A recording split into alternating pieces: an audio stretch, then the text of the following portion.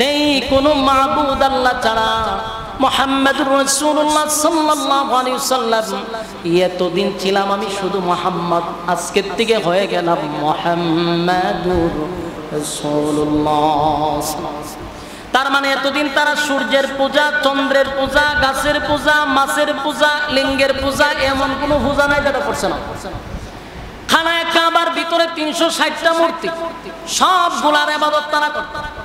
আল্লাহর হাবিব বলেন আজকের পর থেকে আর সূর্যের পূজা, গাছের পূজা, মাছের পূজা এগুলা করা যাবে না। গোলামি চলবে কার? বলুন গোলামি চলবে কার? গোলামি চলবে আল্লাহ।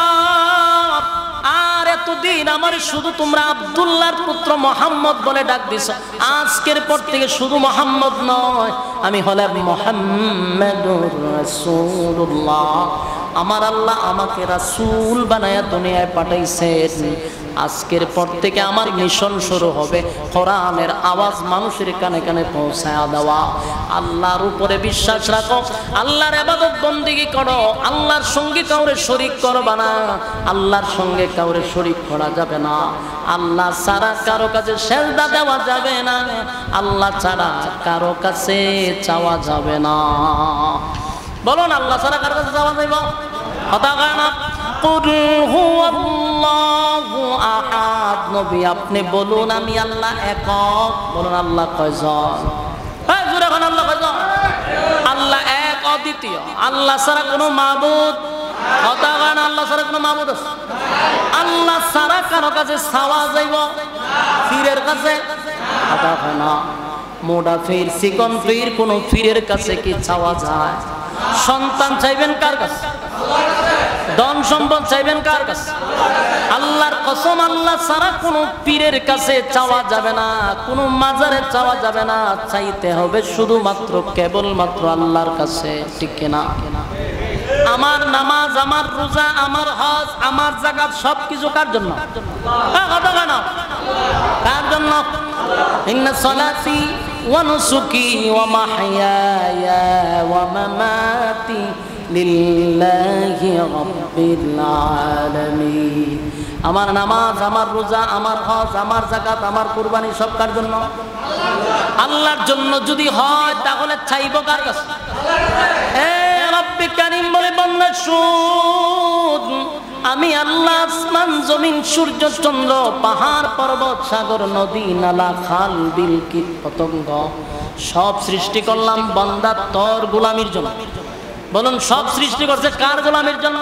আমরার গোলামির লাইগা। আল্লাহ কয় সমগ্র সৃষ্টি জগৎ আমি বানাইছি তোদের গোলামির লাইগা। আর মানুষ বানাইছি শুধুমাত্র কেবলমাত্র আমি আল্লাহর গোলামির জন্য। সুবহানাল্লাহ। আমি গাছের কাছে কেন চাইবেন? গাছরে বানাইছে আমাদের গোলামির জন্য। আপনি সূর্যের কাছে কেন চাইবেন? সূর্য আমাদের গোলামি করে, চন্দ্র আমাদের গোলামি করে, সাগর নদী নালা খাল বিল কীট পতঙ্গ আমাদের গোলামি করে। আর আল্লাহ কয় আমি মানুষ বানাইছি শুধু আমার গোলামির জন্য। আল্লাহর হাবিব বলেন জিবরাইল আলাইহিস সালাতু ওয়াস সালাম পূর্ণ সূরত নিয়া জিবরাইল আলাইহিস সালাতু ওয়াস সালাম হেরা পর্বতে নবীর সামনে আসছে। কয়বার আসছে? দুইবার। এর মধ্যে প্রথমবার হইল হেরা পর্বত। পূর্ণ সূরত নিয়া হাবিবে কিবরিয়ার সামনে আসছে। আল্লাহর হাবিব বলেন আমি জিবরাইলের পূর্ণ সূরত দেখে আমার শরীরের মধ্যে একটা কম্পন সৃষ্টি হয়ে গেছে। এমন বিশাল আকৃতির কোন মানুষ আমার জীবনে দেখি নাই। সুবহানাল্লাহ। স্বাভাবিক শরীরের মধ্যে একটা কম্পন সৃষ্টি, আর রাসূল এইভাবে চাপ দিয়া বারবার জিবরাইল ধরতেছে, চাপ দিয়া ধরে আর সারে বলে আপনি পড়ুন। রাসূল বলেন আনা আবি কারীম, আমি পড়তে জানি না, না পড়ুন। শেষে কয় ইকরা বিসমি রাব্বিকাল্লাযী খালাক, আপনি পড়ুন আপনার রবের নামে। রাসূল পড়তে লাগলেন 5 আয়াত। সুবহানাল্লাহ। এই প্রথম কোরআন যখন ওনার ভিতরে ঢুকে সারা শরীরের মধ্যে কম্পন সৃষ্টি হয়, শরীরে তাপ উঠে যায়, জ্বর উঠে গেছে শরীরে। কিন্তু আল্লাহ রাব্বুল আলামিন এই অবস্থায় রাসূল যখন জ্বরে কাঁপতেছিল তখনও আল্লাহ আমার নবীরে কত সম্মান আর মর্যাদা দিয়ে ডাক দিছে, নাম ধরে ডাক দিছে না, ও মুহাম্মদ কোথাও নাই, উফাদি বইলা ডাক দিছে। সুবহানাল্লাহ।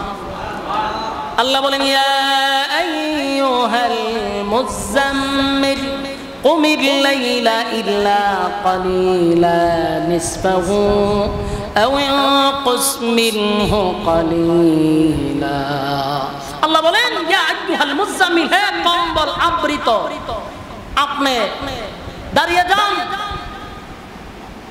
আপনি রাতের একটা অংশে নামাজের জন্য আপনি দাঁড়িয়ে যান। এইভাবে ঘুমায় থাকলে চলবে না। শরীরে কম্পন সৃষ্টি হয়ে গেছে রাসূলের, কিন্তু আল্লাহ বলেন হে কম্বলওয়ালা, আপনি দাঁড়িয়ে যান, রাতের একটা অংশ আমার সামনে কাটাইয়া দেন, মানে তাহাজ্জুদের নামাজ। এবং কোরআন শরীফ নিসবাহু আও ইনকুস মিনহু কালিলা আও জিদ আলাইহি ওয়া রাত্তিলিল কোরআন তারতিলা, আপনি রাতের একটা অংশ আমার জন্য কাটাইয়া দেন, নামাজে দাঁড়িয়ে যান, আর আপনি তারতিলের সাথে কোরআন তেলাওয়াত করেন। সুবহানাল্লাহ। ডাক দিছে কিন্তু নাম ধইরা না, উফাদি ধইরা। আল্লাহ রাব্বুল আলামিন বলেন পয়গম্বরকে যদি মাঝে মধ্যে আল্লাহ ডাক দিতেন, মাঝে মধ্যে নবীকে ডাক দিতেন ইয়া আইয়ুহাল মুযাম্মিল বলে, ইয়া আইয়ুহাল মুদ্দাসসির বলে, আল্লাহর মাঝে মধ্যে যদি নবীরে ডাক দেওয়ার প্রয়োজন হয় গো, আল্লাহ বলতেন ইয়াসিন, ইয়াসিন বলে ডাক দিতেন। আল্লাহ বলতেন তাহা, তাহা বলে ডাক দিতেন, কিন্তু আমার নবীর নাম ধরে আল্লাহ কোনোদিন ডাক দেয় নাই। সুবহানাল্লাহ। আল্লাহ নিজে নবীর সম্মান দিয়েছে। সুবহানাল্লাহ। আল্লাহ রাব্বুল আলামিন আমার পয়গম্বরকে সম্মান দিলেন, উফাদি উফাদি বলে ডাক দিলেন, কিন্তু নাম ধরে পয়গম্বরকে ডাক দিলেন না। এত মর্যাদা, এত সম্মান আর এত মর্যাদা পয়গম্বরকে দিলেন, গোটা মক্কা নগরীর মানুষ নবীরে এক চাটিয়া মহব্বত করত। আল আমিন বলে উফাদি দিল, আল আমিন বলে উফাদি দিল। গোটা 40 বছর আমার নবীর কোনো শত্রু ছিল না। যখন নবীজি পাহাড়ের উঁচু টিলায় দাঁড়ায়া বললেন লা ইলাহা ইল্লাল্লাহু মুহাম্মাদুর রাসূলুল্লাহ সাল্লাল্লাহু আলাইহি ওয়াসাল্লাম। খুব খেয়াল করবেন, 40 বছর কি নবীর কোন শত্রু ছিল? কথা বলেন। এই 40 বছর হাবিবে কিবরিয়ার একটা শত্রু ছিল না। সবাই নবীরে আল আমিন বলে বললেন লা ইলাহা ইল্লাল্লাহ। কথা কয় না? ওমা খালাকতুল জিন্না ওয়াল ইনসা ইল্লা লিয়াবুদুন। মানব দানব সব কিছু ইবাদত করবে কার?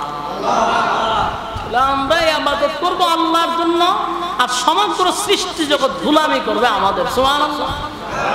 চিন্তা করছেন আমরা কত দাম? আমরা এত সম্মান আর মর্যাদা আল্লাহ দিয়েছে, সমস্ত সৃষ্টি জগৎ বান্দা তোর গোলামি করবে। তুই কেন ল্যাংটার গোলামি করস? তুই কেন মুড়া ফিরের গোলামি করস? কোন পীর আমাদেরকে কোনো কিছু দিতে পারে না। সুতরাং আমরা যদি চাইতে হয় আল্লাহর কাছে যাবো, মানুষের কাছে চাইলাম তো ঈমান হারায়া কবরে গেছেন, নিজের হাতে নিজের কফন করতেছেন। আর এই ভণ্ডগুলি আপনাদেরকে বিভিন্ন ভাবে ছলে কৌশলে আপনাদের ঈমান হারা কইরা নিজেও জাহান্নামে, আপনারও জাহান্নামে যেতেছে। এই জন্য আল্লাহ আমাদেরকে একটা মেধা দিছে, মেধা দিয়া চিন্তা করবেন যে আমি গোলামি করব আল্লাহ, আর তরিকা মানব রাসূলের। আল্লাহ এবং রাসূল ছাড়া আর কোনো ইবাদত হতে পারে না। ইবাদত করি আমরা আল্লাহর, কিন্তু তরিকাটা কার? রাসূলের তরিকা অনুযায়ী করব। যদি ইবাদত আপনার মন গড়া করেন তাও কবুল হবে না, কারণ নবীর তরিকা লাগবে। নবীর তরিকা ছাড়া যদি ইবাদত করেন, বলুন এই ইবাদত কবুল হবে? হতে হয় না দি, কবুল হবে না। তাহলে আমাদের ইবাদতের মতো নবীর তরিকা লাগবে। তাহলে আল্লাহ এবং তার রাসূল ছাড়া ভিন্ন রাস্তায় হাঁটার কোনো সুযোগ নাই। যুবক ভাইয়েরা আমার, গোটা মক্কা যেখানে নবীরে সাপোর্ট করতে লাগলো, যেই মাত্র কালেমার দাওয়াত দিছে তখন সবাই শত্রু হয়ে গেছে, সবাই শত্রু হয়ে গেছে। গোটা মদিনায় নবীর বিরুদ্ধে আবার শুরু হয়ে গেল যে এতদিন তো ভালোই আছি, হঠাৎ করে এখন আমার বাপ দাদার বিরুদ্ধে কথা বলা শুরু করছে। না, এই লোককে মানা যাবে না। সমাজে যখন আপনি ন্যায়ের কথা বলবেন, অন্যায়ের কথা বলবেন, জেনা ব্যভিচার চুরি ডাকাতি সাদাবাজি টেন্ডারবাজির বিরুদ্ধে আপনি কথা বলবেন, এই সমাজে ভালো হতে পারবে। কই ওয়াজ করতাম, ওয়াজ বুঝুন না? সাদাবাজের বিরুদ্ধে কথা বলে, সাদাবাজ কি আমার বক্তব্য না দুশ্মন হইব? সুদখোরের ওয়াজ করলে কি সুদখোর ইমাম সাহেবের বালাবা? এই দুনিয়ার বাস্তব। আপনি ন্যায়ের কথা বলবেন, আপনার শত্রু থাকবে। রাসূল যখন 40 বছর আদেশ করে নাই, নিষেধ করে নাই, শত্রু নাই। যখনই সুদের বিরুদ্ধে, ঘুষের বিরুদ্ধে, টেন্ডারবাজির বিরুদ্ধে, চাঁদাবাজির বিরুদ্ধে, জেনাকুরের বিরুদ্ধে, দুর্নীতির বিরুদ্ধে যখন ওয়াজ করতে লাগলো, সবাই শত্রু হয়ে গেছে। শত্রু হয়েছে দিকে নবীকে দিনের কাজ বন্ধ করে দিছে। ইঞ্চি পরিমাপ সরছে না কাজ চালায় গেছে? কাজ চালায় গেছে, সরে নাই। তার মানে নবী এত বাধার পরেও দিন বিজয় করে যাচ্ছে। আমাদেরও বাধা আসবে, কিন্তু আমাদের যে মিশন, সেই মিশন ছাড়া যাবে না। কথা কই না দি? তো আল্লাহর রাসূল সাল্লাল্লাহু আলাইহি সাল্লামের বিরুদ্ধে যখন সবাই লেগে গেল, মক্কার মানুষ বহু চেষ্টা করছে নবীরে আক্রমণ করার জন্য, কিন্তু চাচা ছিল আবু তালেব, ইনার পাওয়ারে নবীর শরীরে টাচ করতে পারে না। তো এরা করলো কি? কোনোভাবে আবার যুক্তি দিয়েও পারে না, কথা দিয়েও পারে না। এরা যতবার যায় নবীর সাথে কথা বলতো, ততবার বেজ্জতি হয়, নিজের কথাই আটকায় যায়। মক্কার বড় বড় জ্ঞানীরা নবীর সামনে গিয়ে বসছে, বসে যখন আলোচনা শুরু করছে, কোনোভাবেই নবীর সঙ্গে কথা দিয়ে পারে না। শেষে নিজেই লজ্জিত হয়ে আবার ফিরে আসে। তো তারা একবার চিন্তা করলো যে আমরা যতবার গেলাম, কোনোবার তো আমরা সাকসেস হইতে পারলাম, যতবার যাই আমরা শুধু লজ্জিত হই। মুহাম্মদ এমন এমন যুক্তি আমাদের সামনে পেশ করে যা আমরা নিজেরাই লজ্জিত হয়ে যাই। এখন মুহাম্মদকে আটকানোর মতো ক্ষমতা মক্কার কারণে। তখন তারা আবার বৈঠক করলো, কিভাবে আটকানো যায়? বলে আটকানোর জন্য একটা উপায় আছে। মুহাম্মদের কাছে যে এলেম, এটা দুনিয়ার কোনো এলেম নয়, এটা আসমানি এলেম। আর আসমানি এলেমের সাথে ঠাকুর দিতে গেলে আসমানি এলেম লাগবে। মক্কাতে আসমানি এলেম ওয়ালা লোক নাই, মদিনাতে আসমানি এলেম ওয়ালা লোকের অভাব নাই। আর মক্কার থেকে মদিনা কত কিলো? 400 কিলো। এই মক্কার কাফেররা একটা টিম নিয়ে মদিনায় গেছে। মদিনায় গিয়া সেখানকার তাওরাতের আলেমদের সাথে সাক্ষাৎ করছে যে আমরা 400 কিলোমিটার দূর থেকে আপনাদের কাছে আসছি। এর একটা কারণ হলো, আমাদের মক্কায় একজনের আবির্ভাব হয়েছে, উনি নিজেকে রাসূল দাবি করে, নিজেকে একজন পয়গম্বর দাবি করে। এখন তার সাথে আমরা যুক্তি দিয়েও পারি না, কথা বলেও পারি না, কোনোভাবেই তার সাথে আমরা কথা বলে পারতেছি। যেখানে যাই আমরা লজ্জিত হই।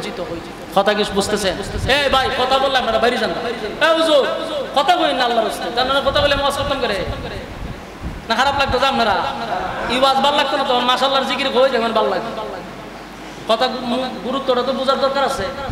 আপনারা যদি কথা কনতে, কথা তো এমনি ভালো লাগতেছে না, আরো কথা কন, ভালোই লাগবে। মনোযোগ দিয়ে শুনেন। বলুন মক্কার থেকে কতজন গেছে? একটা টিম লয়ে গেছে। কত কিলোমিটার? 400 কিলোমিটার দূরে গেছে। কেন গেছে? এর উদ্দেশ্যটা শুনেন। উদ্দেশ্য হইল তারা কথা দিয়া, যুক্তি দিয়া নবীর সঙ্গে পারে না। এর একটা এক্সাম্পল শুনেন। বাংলাদেশের টকশু দেখছেন না আপনারা? টিভি দেখেননি? টকশু টিভি, এই টকশুতে 16 বছর কি হয়েছে জানেন? 5টা নাস্তিকরে টকশুতে বসায় আর একজন আলেমরে দাওয়াত দিত। এই টকশুগুলো আপনারা দেখছেন কিনা আমি জানি না, তো আমরা তো দেখছি। তো একজন আলেমরে দাওয়াত দেয়, 5টা নাস্তিক বসায় ইসলামের এমন বিতর্কিত আলোচনা এরা শুরু করে, মানে আলেমদেরকে বিগ্রানোর জন্য এবং ওনাকে পরাজিত করার জন্য 5টা নাস্তিকরা হায়ার করে। যেন মুরগি সুরারা দেখছেন না, হয়তো নাম গন্ধ নাই, এরকম কিছু বুদ্ধিজীবী নামের প্রতিবন্ধী আনতো আলেমদের সাথে টকশুর লেগে। তো একটা পর্যায়ে দেখা যায় এই 5 জনই একজন আলেমই একেবারে উলঙ্গ করে ছেড়ে দিত, নাখানি সুবানি খাওয়াই আসছে। তারা অনেক চিন্তা করতো আমরা 5টা নাস্তিক বললাম, কিন্তু একজন আলেমের লোকে পারলাম না। এটার মূল বিষয় হলো আসমানি এলেমের পাওয়ার আর দুনিয়ার জাগতিক এলেমের পাওয়ার একরকম নয়। এনায়েতুল্লাহ আব্বাসী, হ্যাঁ হাফিজাহুল্লাহ, ওনার একটা টকশো হয়েছিল মুরগি সুরার সাথে। তো মুরগি সুরা নিজের কি মনে করতো? বুদ্ধিজীবী, সরকারের পোশাক কুকুর বিভিন্ন সময় সুযোগ সুবিধা দিত, এডিরে খাওয়াইতো, মোটা তাজা করতো, আর আলেমদের সাথে এইভাবে টকশুতে বসাইতো। ফোর্সে গিয়ে আব্বাসী সাহেবের সাথে এমন ভাবে দৌড়ছিল, শেষে কয় আমাকে একটু যেতে দেন, যাওয়ার লাগতো ল্যান্ড হইয়া যাবে এখান থেকে। মুরগি সুরা তোর মুসুস আজকে মুসনা দিয়া টাইনা সিরালে দিব। শেষে কোন রকম জান বাঁচাইয়া টকশুর থেকে ফালাই গেছে, পারে নাই।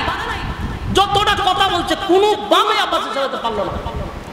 তাহলে বোঝা গেল এরা যে এলেম অর্জন করছে এটা দুনিয়ার এলেম, আর উলামায়ে কেরামদের কাছে যে এলেম এটা কোথায় এলেম? আসমানি এলেম। তো ঠিক আল্লাহর রাসূলের জামানায়ও বেঈমানরা রাসূলের সাথে এইভাবেই টকশুতে বসত, কিন্তু কোনোভাবেই তারা পারত না। পরে কি করলো?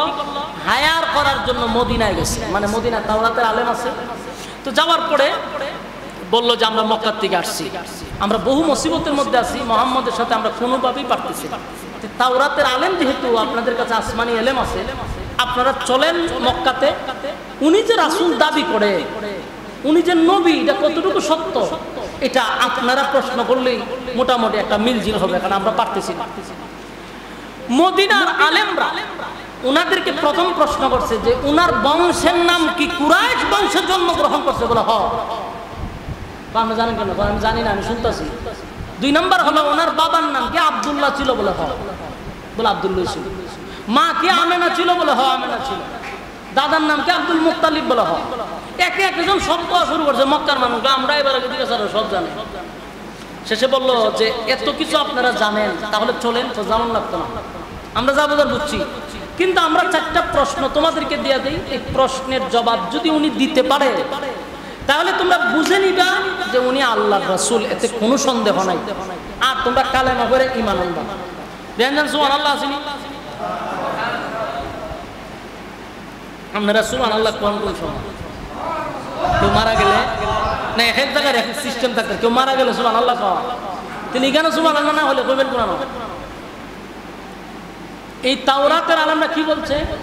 4টা প্রশ্নের জবাব যদি উনি দিতে পারে, তাহলে আপনারা কি করবেন? কালেমা পড়া বুঝা নিবেন যে উনি আল্লাহর রাসূল। আর যদি উনি প্রশ্নের জবাব না দিতে পারে, তাহলে উনি ভুয়া। 4 প্রশ্নের জবাব নিয়ে এরা মদিনার থেকে ব্যর্থ, মানে মনটা বেশি ভালো না, ভাবছিল যে এরা হায়ার করে নিব, কিন্তু নিতে পারছে? নিতে পারে নাই। তারা নিজেরাই ব্যর্থ হইয়া গেছে এই 4 প্রশ্ন লইয়া। এবং বলা হয়েছে জবাব দিতে পারলে উনি সত্য নয়।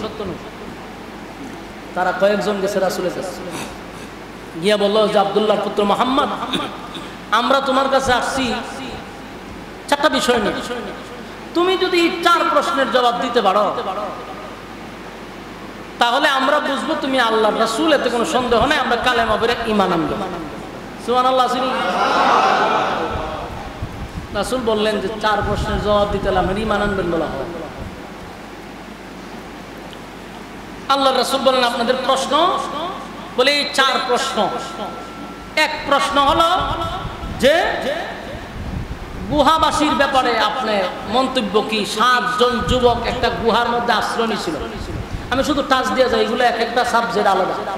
2 নাম্বার হলো সবচেয়ে বেশি মাশরিক থেকে মাগরিব, হ্যাঁ, পূর্ব থেকে পশ্চিম, গোটা পৃথিবীটা যিনি ঘুরে ঘুরে ভ্রমণ করছেন, রাজত্ব করছেন, ওনার ডিটেলস বর্ণনা করেন উনি কোন বাদশা ছিল, বাদশার নাম কি। 3 নাম্বার হইল যে একজন বাদশা, যেই বাদশা মনে করেন সবচেয়ে বেশি শক্তিশালী ছিল, এরকম বাদশাদের মধ্যে একজন হলো দুনিয়ার মধ্যে যাদেরকে আল্লাহ সবচেয়ে বেশি ক্ষমতা দিছিল। এর মধ্যে কয়েকজন বাদশার মধ্যে একজন ছিল বখতে নসর। 2 জন বেঈমান আর 2 জন কি ঈমানদার। এরকম কয়েকটা 3টা 4টা প্রশ্ন করছে। কিন্তু আল্লাহর রাসূল তাৎক্ষণিক বলে উঠলেন যে কোনো অসুবিধা নাই, আপনাদেরকে আগামীকাল কি জবাব দিয়ে দেব। রাসূলের ধারণা ছিল সকালে জিবরাইল আছে, বিকালে জিবরাইল আছে, তো জিবরাইল আসলে তো 4 প্রশ্ন বললে, 3 প্রশ্ন বললে এমনি জবাব দিয়ে দিব, বলে দিব। রাসূল ইনশাআল্লাহ বলতে ভুলে গেছেন। ভুলে গেছেন না, আল্লাহ ভুলাই দিয়েছেন। এটা হলো আমাদের আকীদা। নবীরা ভুলে যায় না, বলুন আল্লাহ ভুলায়া দেয়। পরের দিন আর আইছে, কিন্তু রাসূল 3 প্রশ্নের জবাব দেন নাই। কেন দেন নাই? জিবরাইল আসে নাই। এর পরের দিন আসলে জিবরাইল আসে নাই। এরকম ভাবে 15 দিন চলে গেছে, জিবরাইল আসে না। এখন আপনারা একটা প্রশ্ন করি, মসজিদের ইমাম সাহেবের কাছে যদি একটা ফতোয়া নিয়ে আসেন, ইমাম সাহেব যদি কয় যে ইনশাআল্লাহ আগামী কালকে জানাবো, পরের দিন যদি আসার পরে কয় যে না আমি আজকে দেখতে পাচ্ছি না, আগামী কালকে জানাবো, এইভাবে যদি 3 দিন যায়, ওই মুসল্লি ইমাম সাহেবরে কি তার সুমা দিব না? সারাটা গ্রামে গিয়া কইব যে ইমাম সাহেবরে হুদাহুদি আমরা ভাত খাওয়াই, হ্যাঁ বেটা কোনো কামেরই না, ইমাম সাহেব বিদায় করো, মৌলভী না। এক প্রশ্ন লইয়া 3 দিন বললাম, বেটা উত্তরই দিতে পারে। খরবনি সমালোচনা জনমের করা। ঠিক একইভাবে সমালোচনা রাসূলের করা শুরু করছে। গোটা মক্কার অলিতে গলিতে, দোকানে বাজারে হাটে বদনাম করা শুরু করছে। মুহাম্মদ আব্দুল্লাহর পুত্র, সে তো মিথ্যা নবী দাবি করছে। নাউজুবিল্লাহ। বিভিন্ন মন্তব্য উঠতে শুরু করছে। এগুলা রাসূলের কানে আবার আসতেছে। আল্লাহর রাসূল নিজেও ব্যতীত, নিজেও আশ্চর্য যে ঘটনাটা কি। তা সকালে বিকালে জিবরাইল আসে না কেন? এক পর্যায়ে নবী নিজেই কান্না শুরু করছে। জিবরাইল আসে না, মানুষ সমালোচনা করতেছে। আল্লাহর হাবিব বলেন, সকালে একবার আসমানের দিকে তাকায় জিবরাইল নিয়ে আয়, বিকালে তাকায় জিবরাইল নিয়ে আসে, রাত্রে তাকায় জিবরাইল তো আসে। পয়গম্বর চোখ দিয়া পানি পড়ে আর কান্দে আর বলে, মালিক, গোটা মদিনায় আমার বিরুদ্ধে যেইভাবে কান্না মানুষের গালাগালি শুরু করছে, আল্লাহ চতুর্দিক দিয়া সমালোচনা শুরু হয়ে গেছে, আমি নাকি মিথ্যা নবী দাবি করি। এখন আপনি যদি আমাদের জবাব না দেন, জিবরাইলও আসে না, আপনি কি আমার প্রতি রাগ করছেন? নবী হন নিজে কান্না শুরু করছে। কান্না করারই কথা, সকাল বিকাল নবী জিবরাইল আসে। এই সুযোগে করলো কি, আবু লাহাবের যে বউ উম্মে জামিল, সে নবীর কাটা গায়ে আরো লবণ দেওয়া শুরু করছে। সে আল্লাহ রাসূলের কাছে গিয়ে কয়, মুহাম্মদ একটা কথা বলি। জি চাচি বলেন। তোমার কাছে যে একটা শয়তান তো এখন আর আসে না? আমাদের এলাকার নাউজুবিল্লাহ আছে থাকলে কত খারাপ মহিলা দেখ, শয়তান খারাপ হয়েছে। জিবরাইল আলাইহিস সালাতু ওয়াসসালাম আগে একটা শয়তান তো এখন আর আয় না, নাউজুবিল্লাহ। রাসূলের কতটুকু কষ্ট লাগছে, এমনিতেই মন খারাপ, আরো কষ্ট। আল্লাহ রাব্বুল আলামিন পয়গম্বরের চোখের পানি দেখার পরে জিবরাইল আলাইহিস সালাতু ওয়াস সালাম আল্লাহকে বারবার বলে, মালিক, আপনার বন্ধুর চোখের পানি আমার বরদাস্ত হয় না। পয়গম্বরও কান্দে যে, আল্লাহ, আপনি কি আসলে আমার প্রতি রাগ করছেন না রাগ গুসা করছেন? সবাই কয় আপনি আমার প্রতি রাগ করছেন, আমিও দেখতেছি লক্ষণ এরকমই বোঝা যায়। কিতাবে লেখছে 40 দিন পর্যন্ত জিবরাইল আসা বন্ধ। চিন্তা করছে তো একদিন আল্লাহ রাসূল কাঁদতে কাঁদতে কাঁদতে দাঁড়ায় রয়েছে। আল্লাহ রাসূল যখন বলা শুরু করলো, আল্লাহ, আপনি কি আমার সত্যি ভুলে গেছেন? এই কথা বলার পরে আল্লাহ তখন জিবরাইলকে কয় যে, না, আর সম্ভব না, আমার বন্ধুর মনে আঘাত লেগে গেছে। ওই তখন জিবরাইলকে আল্লাহ পাঠাইছে রাসূলকে খুশি করার লাগে। পাঠাইছে যে একটা সূরা লই আইছে। কোন সূরা? যেই সূরা আমি আপনাদের সামনে পড়ছি, সূরা দুহা। বলুন কোন সূরা? আরো জোরে। ওই তখনই সূরাটা নাজিল হয়। আল্লাহ রাব্বুল আলামিন জিবরাইল আলাইহিস সালাতু ওয়াস সালামকে তখন পাঠায়া দিলেন। জিবরাইল আলাইহিস সালাতু ওয়াস সালাম পয়গম্বরের সামনে 40 দিন পরে আইসা হাজির হইছে। আল্লাহর নবী জিবরাইলকে দেখে একটু রাগান্বিত। অভিমান যেইভাবে মানুষ করে, ঠিক অভিমানের সুরে জিবরাইলের দিকে তাকায় আছে। জিবরাইল বলে, হুজুর, আপনি আমার প্রতি রাগ করছেন? আল্লাহর নবী বলেন, জিবরাইল, জবাব দে, আমার 40 দিন কেন আসলি না? তুই কি শোনস না, মক্কা নগরীর অলিতে গলিতে আমি নবীর বিরুদ্ধে এত অপপ্রচার, এত অপপ্রচার। মানুষ আমারে গালি দেয়, মানুষ আমারে বলে আমি নাকি মিথ্যা নবী দাবি করছি, আমার বিরুদ্ধে অপপ্রচার করছে, আমি কোন নবী না, এরকম ভাবে আমারে গালি দেওয়া শুরু করছে। জিবরাইল রে, কেন আসলি না? আমারে কান্নাই কান্না, এত কান্নাকাটি করলাম, একবারও কি তোর মন চায় নাই আমাকে দেখা? এত কান্না কান্নাম, কেন আসলি না? জিবরাইল কয়, হুজুর, আমি আসতে চাই, কিন্তু আমার মালিক আমারে আসতে দেয় না। আল্লাহর নবী তখন কান্দে আর বলে, জিবরাইল, আমার মালিক তোমারে কেন আসতে দেয় না? তাহলে কি আমার মালিক আমার প্রতি রাগ করছে? আমার মালিক কেন আমার প্রতি রাগ করলো? জিবরাইল কয়, হুজুর, আল্লাহ আপনার প্রতি রাগ করে নাই, আপনার প্রতি রাগ করে নাই, শুধু আপনার একটা কথা আল্লাহর কাছে পছন্দ হয় নাই। এই পছন্দ না হওয়ার কারণে 40 দিন আমার আল্লাহ এই কোরআন নাজিল করা বন্ধ করে দিছে। এক নাম্বার হলো, যেদিন আপনার কাছে বেঈমানরা প্রশ্ন নিয়ে আসছিল, আপনি সেদিন বলছেন আগামী কালকে বলবো, মাঝখানে আপনি ইনশাআল্লাহ বলেন নাই। আপনি যদি সেদিন ইনশাআল্লাহ বলতেন, তাহলে 40 দিন আমি আশা বন্ধ হইতো না। এই কথাটা মালিকের কাছে গ্রহণযোগ্য না, মালিকের কাছে পছন্দ না। ইনশাআল্লাহ শব্দের অর্থ জানেননি? ইনশাআল্লাহ শব্দের অর্থ হইল আল্লাহ যদি চায়। বলুন কি চায়? আল্লাহ যদি, এই জন্য আমরা যদি বলি আগামীকালকে ঢাকা যাব, ঢাকা যাব ইনশাআল্লাহ। এখন ওয়াজ শেষ করার পরে বাড়িতে যাব ইনশাআল্লাহ। ইনশাআল্লাহ মানে হলো আল্লাহ যদি চায় তাহলে বাড়িতে যাব, আল্লাহ যদি চায় ঢাকা যাব, আল্লাহ যদি চায় আমি এখান থেকে বাহির হব। তাহলে সব কথায় কি হবে? কথা হয়। সব কথায় আমরা বলবো ইনশাআল্লাহ, আল্লাহ যদি চায়, আল্লাহ যদি চায়। নবী আর কোনদিন ইনশাআল্লাহ যেন না ভুলেন। তাই আমার আল্লাহ 40 দিন ওহী বন্ধ করে দিছে। 40 দিনে আমার নবীর কি পরিমাণ চোখ দিয়া পানি ঝরছে এক ইনশাআল্লাহ না বলার কারণে। নবী কতদিন কাঁদছে। এখান থেকে শিক্ষা নেওয়া দরকার যেন পরবর্তীতে কিয়ামত পর্যন্ত কোনো উম্মত ইনশাআল্লাহটা না ভুলে যায়। তাই নবীরে চোখের পানি ছাড়াইয়া 40 দিন আয়াত বন্ধ করে উম্মতকে আমার আল্লাহ শিক্ষা দিছে। আর বলবেন ইনশাআল্লাহ, কথা কয় না, ইনশাআল্লাহ বলা যাবে না।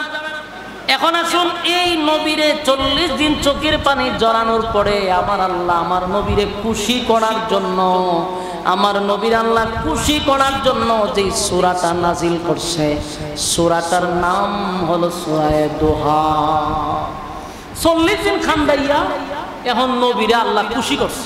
কি খুশি করছে? আল্লাহ বলেন ওয়াদ-দুহা وَاللَّيْلِ إِذَا سَجَى مَا وَدَّعَكَ رَبُّكَ وَمَا قَلَى وَلَلْآخِرَةُ خَيْرٌ لَكَ مِنَ الْأُولَى। আল্লাহ রাব্বুল আলামিন বলেন ওয়াদ-দুহা, এই সূরা নাজিল করে আল্লাহ কসম করলো, একটা নয় দুইটা কসম। ওয়াদ-দুহা, দিনের আলোর কসম। ওয়াল-লাইলি ইযা সাজা, রাতের অন্ধকারের কসম। মা ওয়াদ্দাআকা রাব্বুকা ওয়া মা ক্বালা। খেয়াল করবেন, প্রথম আল্লাহ কইছে দিনের কসম, এরপরে কইছে রাতের কসম। দিনের আলোর কসম, রাতের অন্ধকারের কসম। মা ওয়াদ্দাআকা রাব্বুকা ওয়া মা ক্বালা, আপনার রব আপনাকে ভুলে নাই। জোরে কোন সুবহানাল্লাহ। আল্লাহ দুইটা কসম করে বলে, বন্ধু আমি কেন আপনাকে ভুলে যাব গো? রাতের কসম, দিনের কসম, আমি আল্লাহ আপনাকে ভুলি নাই। মা ওয়াদ্দাআকা রাব্বুকা ওয়া মা ক্বালা, আপনার রব আপনার প্রতি অসন্তুষ্ট হয় নাই। আমি আপনার উপরে কেন বেজার হব? আপনাকে কেন বেজার করব? ওয়ালাল আখিরাতু খায়রুল লাকা মিনাল উলা। আল্লাহ বলেন আপনার রব আপনার জন্য পরবর্তী এই দুনিয়ার চেয়েও বেশি পরকালে আপনার জন্য অনেক বরাদ্দ রাখছে। বন্ধু আপনাকে আমি এমন খুশি করা করব। আল্লাহ বলেন বন্ধু ওয়ালাল আখিরাতু খায়রুল লাকা মিনাল উলা। আল্লাহ রাব্বুল আলামিন বলেন ওয়ালাল আখিরাতু খায়রুল লাকা মিনাল উলা। বর্তমানে আমি আপনারে যা দিছি, বর্তমানে যা আল্লাহ রাসূল দিছে এর থেকে বেশি পরকালে নবীর জন্য বরাদ্দ রাখছে। সুবহানাল্লাহ। আমরা কি দিছি? কিছুই না। পরবর্তী পরকালে আপনার জন্য আমি যা রাখছি তা আপনার জন্য যা দিছি এর থেকে 1000 কোটি গুণ বেশি। সুবহানাল্লাহ। পরকালে আল্লাহ নবীর এত দিছে। কি দিছে? হাউজে কাউসার রাসূলের নামে লিখে দিছে। সুবহানাল্লাহ। আর কি দিল? বলে আদম নবীর থেকে নিয়ে ঈসা রূহুল্লাহ পর্যন্ত লক্ষাধিক নবী রাসূল, সমস্ত নবী রাসূলরা কিয়ামতের ময়দানে জান্নাতের গেটে যাওয়ার পরেও জান্নাতের গেট খোলা হবে না। সুবহানাল্লাহ। আমার নবী ছাড়া জান্নাতের গেট আল্লাহ খুলবে না। সুবহানাল্লাহ। কিয়ামতের মাঠে সুপারিশও যদি করা লাগে আমার নবী ছাড়া সুপারিশ হবে না। সুবহানাল্লাহ। এমন কি পয়গম্বর কিয়ামতের ময়দানে বিচারটা সংক্ষিপ্ত করবে আমার নবীর দরখাস্তের কারণে। সুবহানাল্লাহ। আমার নবীকে আল্লাহ এত সম্মান আর এত মর্যাদা দিছে, হাউজে কাউসার নবীর নামে লেখায়া দিছে। প্রত্যেকটা আশিক রাসূলদেরকে আমার নবী নিজের হাতে হাউজে কাউসার পান করাবে। এই হাউজে কাউসার তারা পান করতে পারবে না যারা বেদাত কাজে লিপ্ত থাকে। কথা কি বুঝতেছেন? বেদাত কাজে যারা লিপ্ত থাকে কিয়ামতের মাঠে তারা নবীর হাতের হাউজে কাউসার পান করতে পারবে না। আল্লাহর নবী বলেন কিয়ামতের মাঠে যখন নবী পানি পান করাইতে যাবে, মাঝখানে পর্দা চলে আসবে, তখন পর্দার কারণে ওই সমস্ত উম্মতকে রাসূল দেখবে না, পানি পান করাইতে পারবে না। নবী চিৎকার দিয়ে বলবে, আল্লাহ পানি পান করাইতে চাই, পর্দাই লোকেরে। আল্লাহ হয় এরা দুনিয়াতে আপনার রেখে যাওয়া ইসলাম পালন করে নাই, এরা মন গড়া ইসলাম পালন করছে। এই জন্য নবী তখন কি বলবে? সুক্কান সুক্কান লিমান গায়্যারা বাদি, দূর হয়ে যা, দূর হয়ে যা, এমন উম্মত আমার লাগবে না। ভালো লাগবে নি তখন? কথা কয় না? তাহলে দুনিয়াতে আমরা কি করতে পারবো না? বেদাত করবো না, শিরিক করবো না, আল্লাহর সাথে কাউকে শরীক করবো না। পারবো তো ইনশাআল্লাহ? এই কথাগুলোর উপরে কি আমল করা যাবে? আল্লাহ আমাদের বলনেওয়ালা শুননেওয়ালা উভয়কে সহি আমল করার আপনারা দীর্ঘ